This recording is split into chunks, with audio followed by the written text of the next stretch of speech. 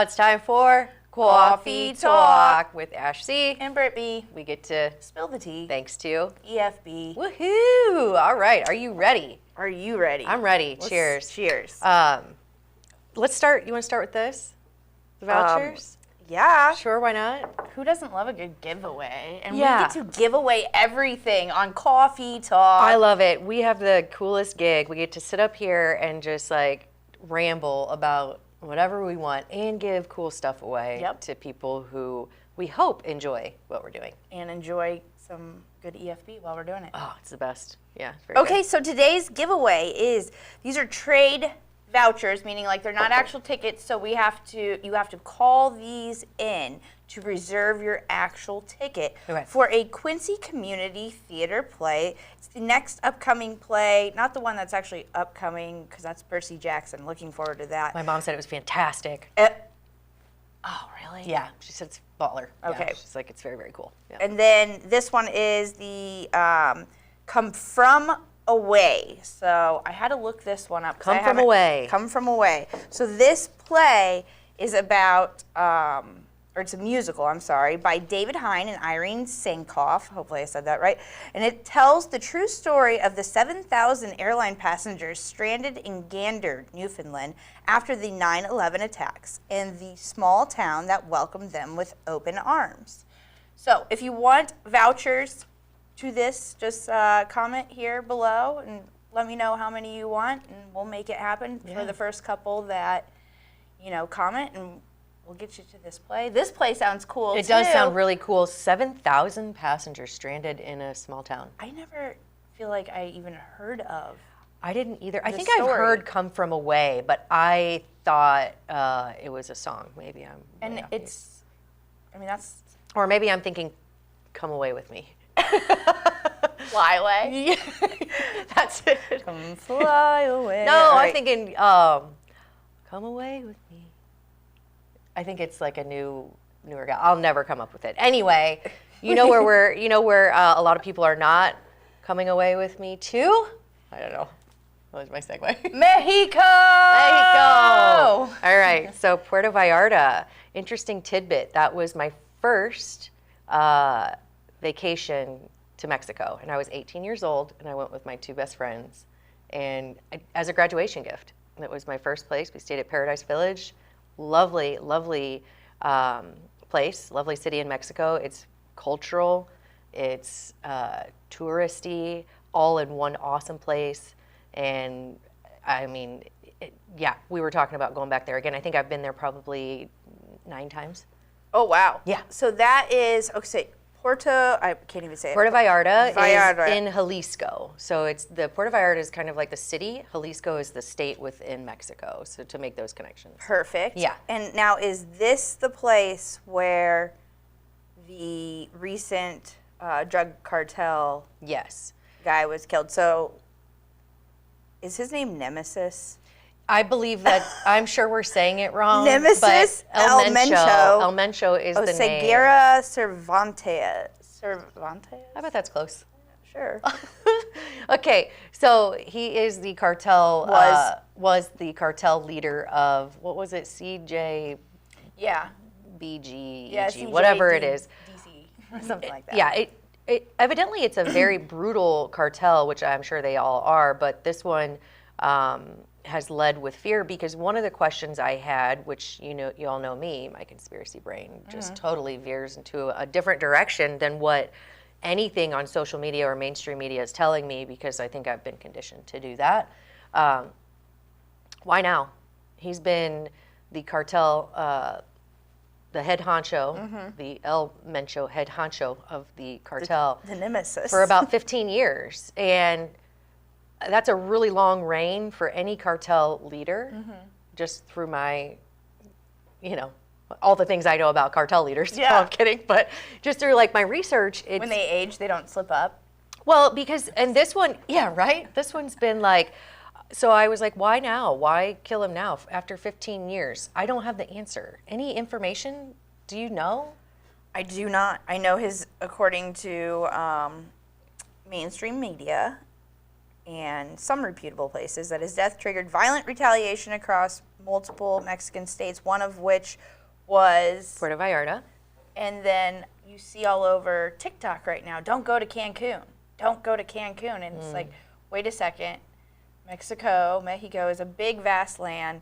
To put it into perspective, because I did have some folks that are in Cancun right now contact me last night, and they're like, we're great. Yeah. And not only that, like, our resort is amazing. They're such good people. Like, it's almost as though, you know, this is going to put a damper on them. Tourism. But again, so Cancun in relation to where that's at. So it's across the country. 4-hour flight, 29-hour drive if you do it nonstop. Yeah. So the proximity of that is just, yeah. So we've gotten blowback from a lot of people since we started traveling to Mexico. I can't believe you go to Mexico. The ice isn't safe to eat. The water's not safe to drink. There's the federale, and it's just not safe. And when you're staying at these resort places, right, whether it's Puerto Vallarta, Cancun, Cozumel, they rely heavily on tourism. Even these cartels rely heavily on it. So when you're staying at resorts, you're likely not going to be messed with because they know that they need your money, right? And that goes for cartels, that goes for whatever. Also, when you're looking in relation, so Puerto Vallarta is here, Cancun is here, and it takes you a really long time to get from one to the other. And it would be like saying, don't go to the United States because of what's happening in Detroit. Let's say there's unrest in, Detroit. Or like, don't go to Chicago because there's unrest in LA. It's not relative, right? Absolutely. Yeah. Also, cartels have owned Mexico for a very long time. Yes. And I'm not saying that cartels equals the Mexican government, but there's a very, very thin line there. Yeah, I mean, I think it's kind of like the mob in the U.S. way back in the day, right? So the mob and the police and the government, it was kind of like all, and I'm not saying that it owns it, but they're definite, so like politicians in Mexico, they work hand in hand with the cartel to keep violence low while giving things back, while keeping things kind of even. I mean, I don't know all the inner workings again, but there's something to be said for, the government is entangled with the cartel and vice versa. So this is affecting, or is going to affect tourism regardless, because the headlines are saying, and the headlines are using words like Americans are trapped there. Hostages. Well, actually, I've seen that on social media. I've not seen any credible reports about Americans being hostages. When they use the word trapped, they're referring to the fact that their travel plans have been rerouted because the cartels do run a lot of like the bordering things. So like, yes, there are roadblocks that are happening. The government has said shelter and safety is in place, but no one has been ripped from their resort from actual news reports. Now, TikTok says otherwise, and TikTok is also claiming it in Cancun. Yeah. I think but they're getting views and monetized. Yes, that's what I was about to say. This is any time or anyone's chance to shine. Yeah. You know, they can be like, they can throw up a green screen and be like, I'm in Cancun, and you know, it is where you do need to watch who your trusted sources are. Credible sources. Even the mainstream media, though, I feel like we call into question because, like you just said, there's more to this than just, you know, putting a damper on tourism. There's more to this than the smoke and mirrors of, you know, now burning we're not cars, focusing on Savannah Guthrie's mom. Yeah, what happened? Well, I was like, where did that story go? Obviously, there have been no updates. And then as soon as I typed it in, now it's full of it again. So my algorithm is definitely listening to me. But so the U.S. helped capture or kill El Mencho with U.S. intelligence. I don't know what that means, but it's very strange to me that we can find a cartel leader, but we can't find an 84-year-old grandma. No, yeah. I mean, I'm not laughing, but it is I just kinda very unfortunate that these things are like smoke and mirrors. And then I always equate the burning cars to like the riots and the protests in the United States of America that with some of these special interest groups, I don't think they're led by people on the up and up. Yeah. Right? So I think like also with in regards to the bombings and stuff like that, those are the roadblocks. Yeah. Yeah, I think that's somewhat smoke and mirrors too, because it's the same picture being used over and over again, and it's like scare tactics. Now, I'm not saying that some of that isn't the cartel, saying to, Puerto Vallarta or Jalisco or Mexico as a whole, that we're still in charge. But I think a lot of it is a scare tactic, and in my mind, it's going to be used in the future as justification for one or more countries to send money to Mexico to settle some of the unrest. Now, I'm not saying that we are a huge money laundering government, but I think if there's an opportunity to wash some money, this looks like a perfect opportunity. Yeah. Right? Also, I wonder how much, in connection does the cartel have with our own government? Yeah. Well, and then, so I know that it's important because, and I do want to touch on this, so this cartel in particular is responsible for a lot of fentanyl that's coming into the States. So if it is something that we had a hand in solely for that, to eliminate some of that, good on us. My hunch is that there's more to the story. Yeah. There just always is. Oh, yeah. And it's unfortunate that we take everything that we see on social media so, Well, it's even point blank. with our attention span, not just in those, what are they, 30-second reels or videos, but our attention span in mainstream media as well, where you said the story is no longer on Savannah Guthrie, and it's because it's been on her a little too long. Well, with no advances. Yes. But now, I just want to go ahead and put it out there since you're probably not seeing it anymore if you've been following the Mexico story. Savannah Guthrie is offering a $1 million reward.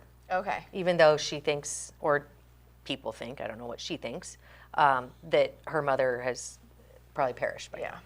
Which is very sad, but it's also just how easily distracted we are from one thing to the next, to the next, to the next, to the next. And it's like, yes, if people are actually being hurt in Mexico, it's very tragic. If Savannah Guthrie's mom, if this was happening, I don't even know what to believe anymore, but if it's true, that's tragic. But we're being conditioned to find these things less than important, which I think is just I think that's the biggest psyop, right? Yeah. It's like, how much can we throw at these people before they're just completely desensitized to literally everything that is happening around them, good, bad, or ugly? I think that's, we're almost We're there. Yeah. I mean, we're there, and that's... I mean, we'll still, I don't know. Unless it's in your backyard, unless it's in your own backyard, you doom scroll and your brain is conditioned to just move on to the next thing and not take anything home with you, meaning not take anything, super in depth. So is it all social media, or are the right people in charge of that, wrong people really, are the wrong people in charge of that who are conditioning us this way, or is it something that we're doing to ourselves? I think a little bit of it is the latter, We're willingly doing it, but is it blame. because it's addicting and because it's so available and I don't know. Yeah, it's right there. The second Everybody else is doing it. Yeah, the second you are alone with yourself and your thoughts too. Like, have you done that recently? What? I raw dogged it on the way here today. I do it all the time. I know you think, like, I've literally listened to nothing except my thoughts in my head when I am driving while I'm in town. Now, if I have like a longer trip or something, I'll throw on some music or a podcast. But for the most part, my traffic commute, especially from here because I live in the downtown, it's less than 2 minutes. Yeah. So why am I going to put something on? Because right now I have it connected where my Sirius is on my phone. Yeah. Because I'm using one account for both. Yeah. Yeah. You can do it via your phone. Yeah, there's ways around that. But no, I think silence for me has been my key takeaway of when I can come up with thoughts like, what are we going to talk about on Coffee Talk, and this and that. So, yeah, I find myself, raw dogging it. I raw dogged it today, and to be honest and to be, just totally forthcoming, it's uncomfortable for me. Really? Yeah, like I listen to podcasts, I listen to my family, I listen to my kids, I listen to music, work, like there's always TV or something behind me, there's something drowning out stuff, right? So to sit in silence is very different for me. And I think that while I'm doing that willingly, it's because I have to have something to distract all of the thoughts going through my head. Which driving is that, I guess. Yeah. So then I'm trying to like preoccupy my brain, which is a whole new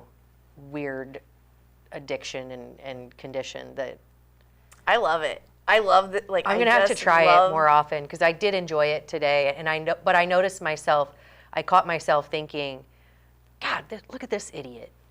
You know, because I'm like, instead of paying attention to like what's going on around, now I'm like, my music might be silent, but I'm still judging. I was like, okay, Pappy, let's get to going, right? So sorry, but if you were Pappy in front of me, I get it. You don't really have anywhere to go, and that's okay. But I'm like, I caught myself being snarky. Yeah. But I hope none of this was snarky. Like, I don't want people to be upset at their fears or anything like that of, where it's being fed to you. And, our thoughts are with all the innocent people, especially, the American tourists who are being disrupted. Well, because I believe that is the vacation that they set out for. Maybe some of them are 18 and on their own, and that is scary. And I think they did shut down the airport for a small amount of time because the unrest that was coming was predicted. So it's kind of like, if you don't want to go to Mexico, that is your prerogative. If you do go, that's also your prerogative. Be aware, be diligent. And that's the same, though, with any foreign country while traveling. I mean, that's the same here in town. Do whatever you want, but you have to be aware and you have to be cognizant that not everybody is out for good. But also try not to let it make you too cynical, especially if you've been to Mexico before. These things were happening while you were there, most likely. You just weren't made aware or told to be mad about it. Yeah. Right? Yep. And there are still good people in the world. There are. As, again, just a reminder for the QCT tickets, along with what the play was itself. Yeah. That sounds like a really cool story. It sounds like a cool story. It also sounds like something I never want to have happen to me. Unless, I don't know, I'd have to see what that little town looks like, because that might be kind of neat. Anyway. I would like to, no, I guess I take that back. I just saw the movie Send Help. That's crazy. But it reminds me of The Silence of Castaway. Oh, yeah. That would be too much silence. That's total for me. raw dogging. Yeah. No way could I do that. No way. But speaking of goodness in the world, the Good News Brew that I think everybody has probably seen something if you follow the Good Samaritan Home in Quincy. They're always doing phenomenal things with their residents, and the demographics of the elderly are very near and dear to my heart. And I don't know if it's because my first job was Barron's Restaurant, and that was, that was their main clientele. What? That was my favorite restaurant. It was the best, okay? Also, RIP to my first boss, Mr. John Baumgartner. But the elderly, he helped instill, and his family helped instill in me a significant love and respect for the elderly in our community. And the Good Samaritan Home celebrates and takes care of them in ways that I think it's really important to highlight. So not only do they do all these activities, but I just saw that they recently brought in kind of like a Good Samaritan pup. Frankie is a little dachshund, a little wiener dog, and the residents absolutely love, I believe it's a she, and I think it's just nice to not only connect these residents with activities and keep them, young at heart and young in the brain, young in the mind, but to connect the outside resources of our community, meaning, these animals and other people. They bring the kids in and the schools in to do these performances, and I just think it's really incredible. And if I'm going to go somewhere, I always said I don't want to go to a nursing home, but I think if I'm going, I want to go there. Yeah. Yeah. So good job, Good Samaritan Home.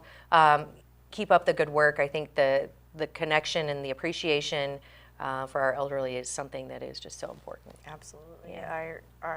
That generation is becoming more and more prevalent too, because we do have an aging population. We do. And they take care of it. And I think a lot of people may need those grandparents. So if you are looking for a connection, maybe go adopt a grandparent, go visit with them. They may be able to give you some insight that we all so desperately need in our age of doom scrolling and trying to find truth. Right? Trying to find truth in today's society, but also just trying to maintain a shred of positivity in what we're being told is a dumpster fire, and I just don't think that's true. So, there we go. That was beautiful. What do you think? That was a really good one. Hey, I think any chance I get to sit down and chat with you about these topics is very important. So you keep on raw dogging it so you can come up with these topics. I appreciate it. I know that's just that's not the term that's not how we used to use that, but I'm using it like that today, okay? So on that note, I think that raw dog. Raw dog. Thank you for allowing us to raw dog, BFB. All right, on today's Coffee Talk.